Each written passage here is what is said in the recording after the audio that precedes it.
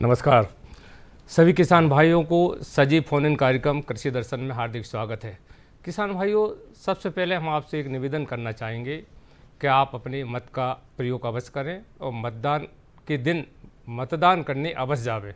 किसान भाइयों, ये वो समय है जब हमारे किसान भाई अपनी फसल को काट कर या तो अपने घर पर सुरक्षित रख रहे हैं या भंडारण कर रहे हैं या फिर जहाँ पर तौल कांटे वहाँ तौल रहे हैं। किसान भाइयों, चैत का महीना एक ऐसा महीना होता है जब खेत तो खाली हो जाते हैं और किसान भाइयों को जब फसल अपने घर आती है तो उन्हें असीम आनंद संतोष की एक प्राप्ति होती है।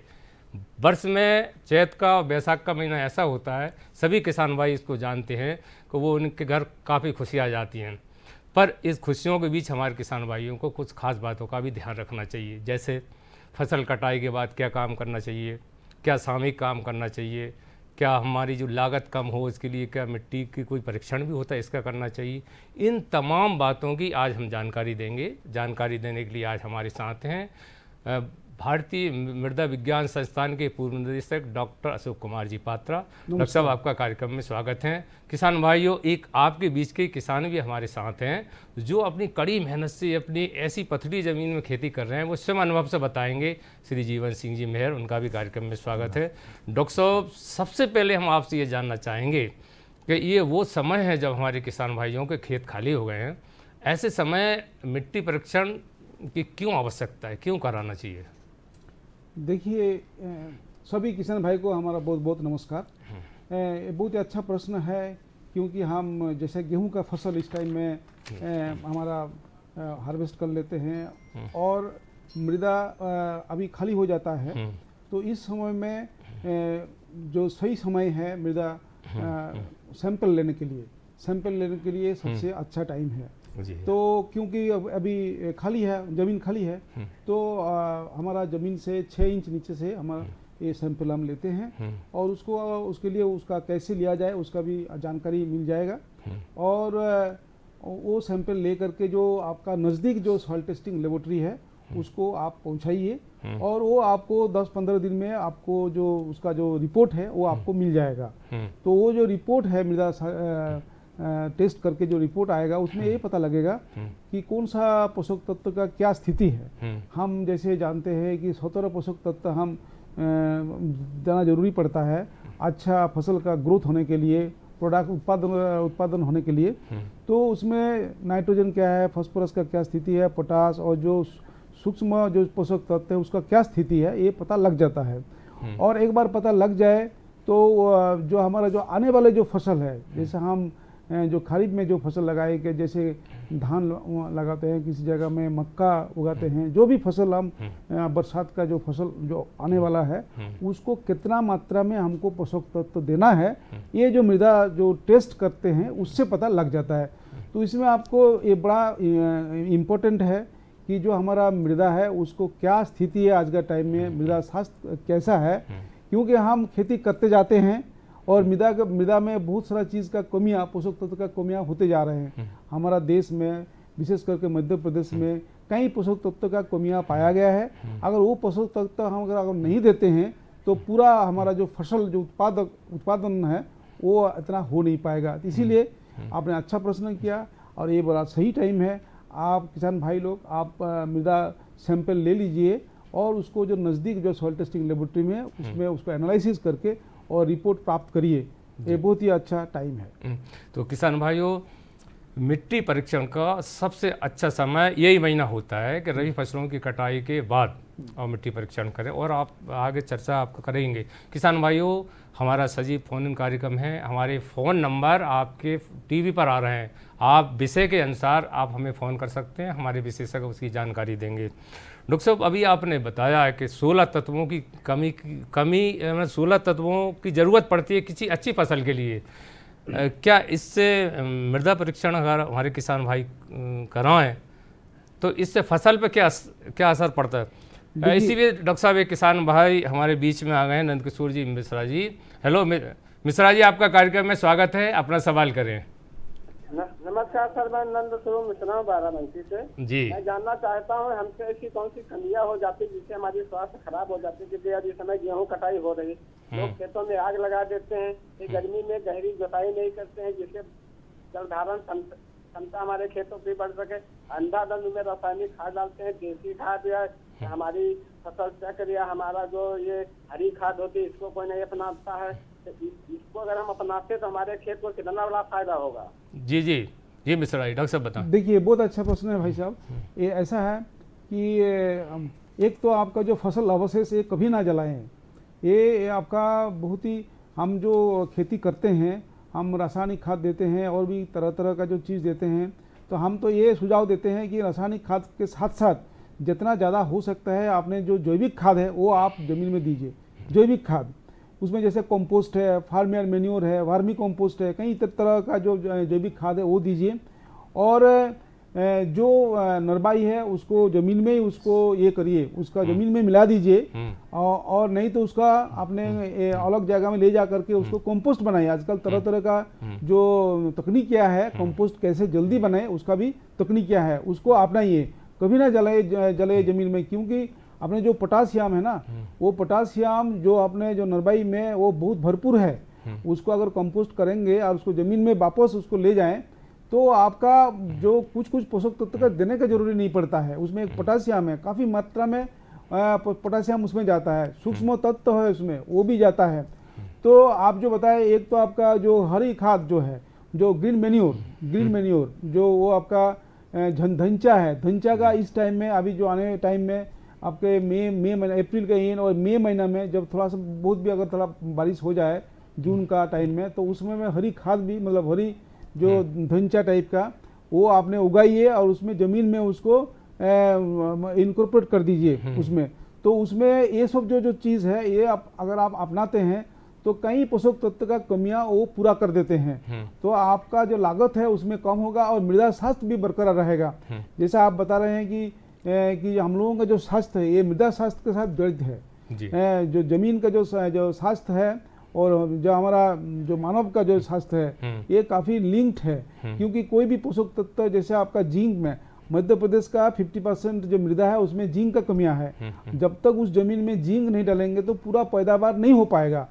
10 मतलब पोषक तत्व का कमियां हो गया हमारा देश का जमीन में, उसी 10 को अगर नहीं डालते हैं मतलब संतुलित मात्रा में, तब तक आपका पूरा फसल नहीं होगा। तो अगर संतुलित पोषक तत्व नहीं डालते हैं तो कितना भी आप कोशिश कर लीजिए, पानी दीजिए, सब कुछ दे दीजिए, फसल का पैदावार पूरा नहीं आएगा। उसमें साथ साथ आपका कीड़ा मकोड़ा भी लग जाएगा अगर पोषक तत्व का कमियां हो जाए। जैसे हमारा शरीर में कोई भी पोषक तत्व का कमी हो तो हमारा कई तरह विकार आ जाता है। तो ये सब हमारा जो पोषक तत्व ये जमीन से आता है। तो आपने बहुत अच्छा प्रश्न किया। हम तो यही सलाह देते हैं कि रासायनिक खाद अगर डाल रहे तो साथ साथ जैविक खाद जितना ज़्यादा डाल सकते हैं वो आप डालिए। और साथ साथ आजकल जो वो बायो फर्टिलाइजर्स है, बायो फर्टिलाइजर्स भी आप डाल सकते हैं। और जैसे धंचा है, जो सो आपका ग्रीन मैन्योर है, ये भी आप अपनाइए। तो ये जो समन्वय करके है, इंटीग्रेटेड जो समन्वय करके अगर मृदा में आपने ये पोषक तत्व का जो मैनेजमेंट अगर आप करेंगे तो आपका फसल का पैदावार अच्छा होगा और आपका जो मृदा का जो स्वास्थ्य वो बरकरार रहेगा। और जो अनाज आप खाते हैं मृदा से जो आता है तो वो भरपूर मतलब पोषक तत्व में भरपूर होगा और हमारा स्वास्थ्य भी उसमें अच्छा जैसे मानव स्वास्थ्य वैसे मिट्टी का भी स्वास्थ्य होता है। डॉक्टर साहब, हमारे बीच में एक किसान भाई हैं जीवन सिंह जी मेहर। जीवन सिंह जी, सबसे पहले आप ये बताएं कि अपने बारे में बताएं, कितनी आपके पास ज़मीन है, कैसे आप खेती करते हैं, सिंचाई कैसे करते हैं, फसल कैसे होती है। जी, मैं सर जीवन सिंह मेहर, ग्राम गरेटिया, तहसील बैरिसिया का निवासी हूँ सर। मैं लगभग 50 एकड़ खेती करता हूँ। तो अभी मतलब सिंचाई के क्या साधन है, पानी की क्या स्थिति है, कैसे आप सिंचाई करते हैं? हम खेती सर, हमारे यहाँ पानी की बहुत कमी है। एक हमारे खेत, हमारी ज़मीन के पास ही हमने तालाब बनवाया। तो तालाब से खेती हो जाती है, कुछ कुओं से पानी को इकट्ठा करते हैं क्या? हाँ, पानी उसके क्या है जी, हमारे तालाब बनवाया, उसके जो अपन जो बोलते हैं नाले को इकट्ठा करके एक जगह करके उसको, जिससे ज़मीन की पानी मतलब सूख जाए, जमीन पानी उसको सोख ले, ग्रहण कर लेती है, जल ग्रहण कर लेती है। कर लेती है। और वो फिर बाद में हम वो तालाब में जो इकट्ठा रहता है उससे पाइप मोटर द्वारा खेत में पहुंचा देते हैं। तो क्या ट्यूबवेल हैं कि कुआं इत्यादि बना रखे आपने? नहीं, कुएं ही हैं। ट्यूबवेल तो हमारे यहाँ वो क्या मिट्टी मतलब पत्थर काला है, उस वजह से पानी की कमी है, तो हमने तो कुओं से ही पानी कर देते हैं। और जो स्प्रिंकलर जो विधि है, ड्रिप सिस्टम या स्प्रिंकलर जो पाइप रहते हैं, उससे हम फसल में पानी की पूर्ति कर देते हैं। जीवन जी, अब आप ये बताएं कि बात मिट्टी परीक्षण की चल रही है जी, तो आप मिट्टी परीक्षण कराते हैं, कब कराते हैं, कैसे कराते हैं, ये बताएं। सर, हम मिट्टी परीक्षण करवाते हैं। 2-1 बार करवाया मैंने, अगले साल भी करवाया। उसमें जो अपने नज़दीक कृषि विस्तार अधिकारी जो ग्राम सेवक बोलते हैं, उनके माध्यम से हमने करवाया।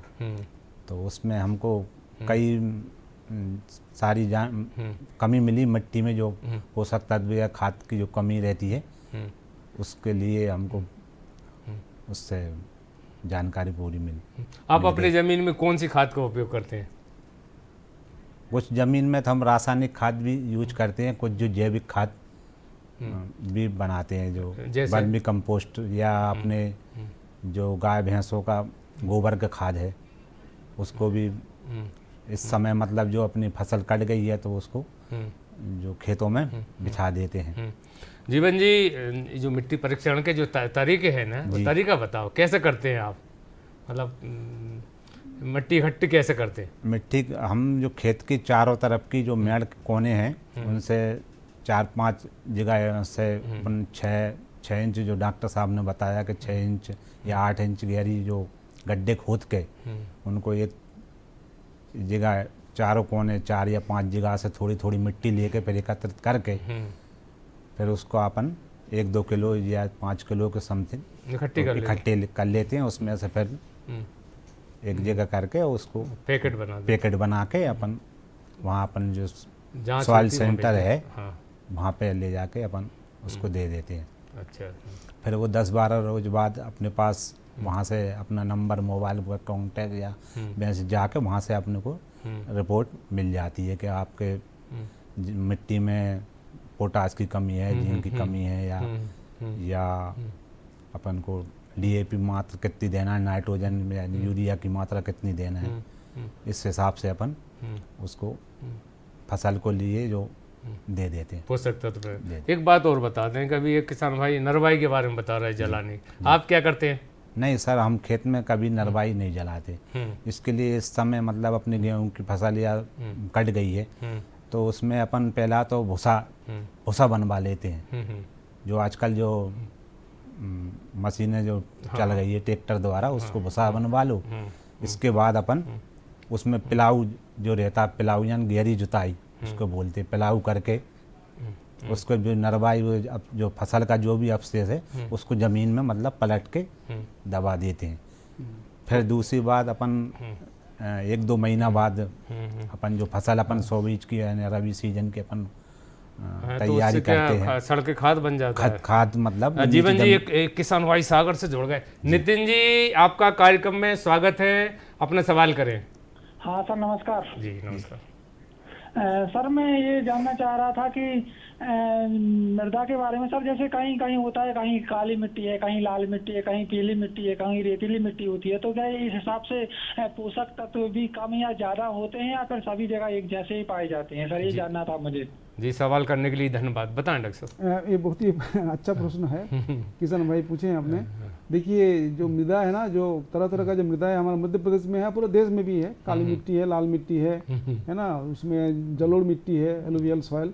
तो ये हर तरह का मिट्टी में उसका हर तरह का पोषक तत्व का परिमाण है। आपका जो चीज़ हमारा जो काली मिट्टी है वैसा वो पूरा लाल मिट्टी में ये बराबर नहीं मिलेगा। अलग अलग मिट्टी है, अलग अलग उसका मात्रा है पोषक तत्व का। तो इसीलिए तो हम बोलते हैं ना कि हमारा मृदा जो टेस्ट है, जो उसका जो सॉइल टेस्ट है, वो हर जमीन का करना चाहिए। जो किसान भाइयों का है ना, अगर जमीन एक ही टाइप का है, काली मिट्टी का ही जमीन है, आप एक ही तरह खेती कर रहा है, एक ही फसल ले रहा है सालों साल, तब तो उस जगह का आपने एक सैंपल काम करेगा। लेकिन अगर फसल जमीन अलग है और उसका जो रंग अलग है, उसका फसल अलग है, तो आपको हर जमीन का मृदा का टेस्ट करना चाहिए। क्योंकि अलग फसल हो जाए तो उसका खाना फसल का अलग अलग होता है, तो जो पोषक तत्व का जो उसका जो अमाउंट है मृदा में, उसका कम हो सकता है कि कम हो सकता है कि ज़्यादा हो। तो आपका सही जो स्थिति है वो जानना चाहिए, और जान करके फिर आप जो पोषक तत्व, जो फर्टिलाइजर है, जो रासायनिक खाद हो, जैविक खाद हो, उसका मात्रा इसी मुताबिक देना चाहिए क्या हमारा स्थिति है। नहीं तो क्या होता है, कभी कभी हम ज़्यादा डाल देते हैं। यूरिया अगर हम ज़्यादा डाल दें तो उसका तो हमारा जो एक तो दाम ज़्यादा है हर रासायनिक खाद का, तो आपका जो लागत है वो बढ़ जाएगा। तो अगर आप अच्छी तरह जो वैज्ञानिक पद्धति से आप अगर आपका मृदा का जो मैनेजमेंट है वो अगर आप करते हैं, और भी जो आपका खेती में जो लागत का जरूरी है वो अगर आप सोच विचार करके करें, तो आपका लागत कम होगा और उत्पादन बढ़ेगा, और आपका जो लाभ है वो भी बढ़ेगा। तो हर चीज़ आजकल जो साइंटिफिक हो गया, और उसका तकनीकियाँ भी हमारे पास उपलब्ध है। खाली आपको उसका जानकारी लेना है, जहाँ सुविधा है वो सुविधा लेना है, और आपको उसी तरह आपको मतलब जो पोषक तत्व का आपका निर्धारण करके डाल सकते हैं। हैं। डॉक्टर साहब, अब समय हो गया है छोटी सी विराम का। किसान भाइयों, विराम के बाद फिर आपसे मिलते हैं। मुझे क्या सुनाना चाहते हो? जो सुनाओ मेरी सौतन को। किसको? अरे वही तुम्हारा मोबाइल फोन जिससे सुबह शाम दिन रात चिपके रहते थे और कहते थे किसान कॉल सेंटर से बातें हो रही हैं। अच्छा, ये बात है। हाँ, क्यों? क्या हुआ? अब बात नहीं होती क्या? अब तो झट से बात हो जाती है। संबंधी समस्याओं का अपनी भाषा में तुरंत हल पाने के लिए पूरे भारत में किसी भी फोन से हेल्पलाइन नंबर पर संपर्क करें। किसानों का दोस्त किसान कॉल सेंटर।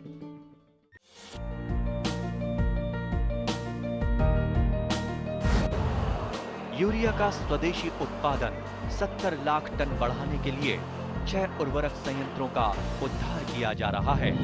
FCIL के गोरखपुर, सिंदरी, तलचर और रामागुंडम संयंत्र, HFCL की बरौनी इकाई और BVFCL की नामरू फोर्थ। सोने पर सुहागा ये है कि देश में अब बनेगा सिर्फ नीम लेपित यूरिया, क्योंकि इससे होगा किसानों का फायदा ही फायदा।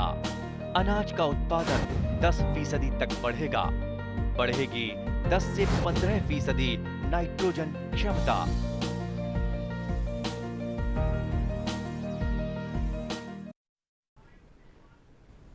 किसान भाइयों, विराम के बाद फिर एक बार आपका स्वागत है। और इस समय हमारे पास हैं विशेषज्ञ डॉक्टर अशोक कुमार जी पात्रा, जो मिट्टी परीक्षण, मिट्टी के संबंध में समस्त जानकारी दे रहे हैं। और खुशी की बात है कि आज हमारे बीच में आप जैसे ये किसान, उन्नत युवा किसान हैं, जीवन सिंह जी मेहर, उनका भी कार्यक्रम में स्वागत है। जीवन सिंह जी, आपसे एक बात और हम जानना चाहेंगे कि आप पोषक तत्वों की बढ़ाने के लिए अपनी खेती में क्या हरी खाद और इसके अलावा किन और क्या उपाय करते हैं? सर, ज़मीन में पोषक तत्वों की पूर्ति के लिए हम जैविक खाद भी यूज करते हैं। केंचुआ खाद बोलते हैं उसको। केंचुआ खाद जो वर्मी कंपोस्ट बना के उसको खाद को तैयार करके उसको ज़मीन में देते हैं। इन्हीं दिनों में ज़्यादा डालते हैं जी। इस समय भी डाल दो या फिर अपन। जीवन सिंह जी, एक आपकी बात करते हुए किसान भाई और हमसे फ़ोन पे संपर्क कर रहे हैं शेर सिंह जी राजपूत शाजापुर से। शेर सिंह जी, कार्यक्रम में आपका हार्दिक स्वागत है। अपना सवाल करें। हाँ सर, नमस्कार जी नमस्कार। मैं शेर सिंह राजपूत, ग्राम बज्जाहेड़ा से बोल रहा हूँ। जी बोले। जैसे क्या है कि हम मिट्टी परीक्षण करवाना चाहते हैं, तो इसके लिए कहाँ पर जाकर संपर्क करें, और अगर हम ले भी जाएं मिट्टी खोद के तो कितनी जगह से ले जाएं खेत में से, और वो कितने दिन में हमें रिजल्ट मिल जाए कि आपके खेत में किस चीज की कमी है। और जैसे पहले ग्राम सेवकों द्वारा ग्रामीण इलाकों में जानकारी दी जाती थी, प्रचार प्रसार किया जाता था, अब क्यों नहीं होता है इसका? बिल्कुल। और दूसरा प्रश्न ये है कि जैसे हम पलटी प्लाव से जमीन को प्लाव करते हैं, तो हर साल अगर करें तो उससे क्या कोई नुकसान है जमीन को? तो बहुत बढ़िया लगा हमें शेर सिंह का प्रश्न करके। हमारे किसान भाई कितने जागरूक हो गए हैं, वो न केवल परंपरागत खेती के साथ साथ आधुनिक सोच उनकी हो गई है। डॉक्टर साहब बताएं।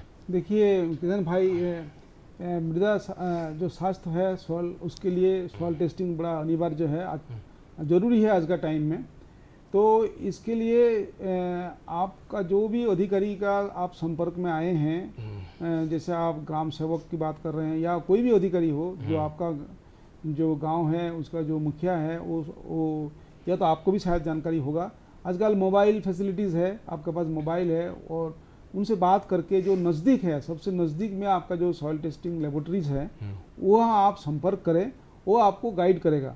जैसा कुछ ब्लॉक लेवल में है, डिस्ट्रिक्ट लेवल में तो है ही है सॉइल टेस्टिंग लेबोरेटरी, तो वो कांटेक्ट करके उनको आप मृदा, जैसे आपने बता रहे सैंपल लेने का, उसका भी वो आपको जैसे वो संपर्क करेंगे आप, तो उनको आपको जानकारी बता भी देगा कि कैसे आप सैंपल लेंगे, है ना। अगर कई जगह में इसका ट्रेनिंग भी होता है, कैसे मृदा का सैंपल लिया जाए, थोड़ा सा ट्रेनिंग, थोड़ा सा जानकारी अगर कर ले तो बड़ा अच्छा रहेगा।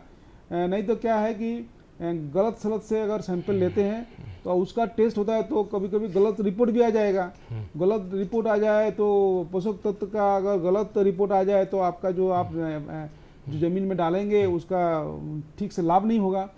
तो जैसे आपका 1 एकड़ ज़मीन है तो वहाँ पर हम जानते हैं कि जो 8-10 सैंपल आप लीजिए, पूरा ज़मीन का वो कवर हो जाए, मतलब हर जगह से ऐसा लीजिएगा कि पूरा ज़मीन का एक ठीक ठाक होमोजेनाइज बोलते हैं ना कि एक डॉक्टर साहब थोड़ा बीच में रोकना चाहूँगा मैं, लगभग कितनी दूरी से उसको सैंपल लें, एक अनुमानित?